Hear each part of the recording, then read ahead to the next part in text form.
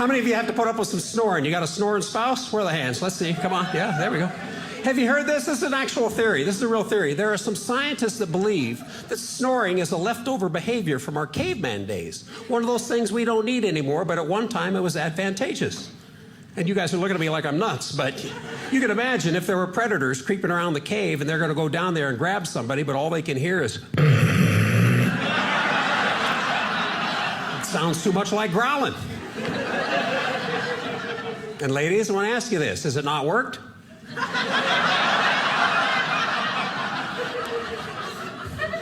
Guys, next time your wife gives you one of those in the middle of the night, you go, I don't see a pack of wolves in here.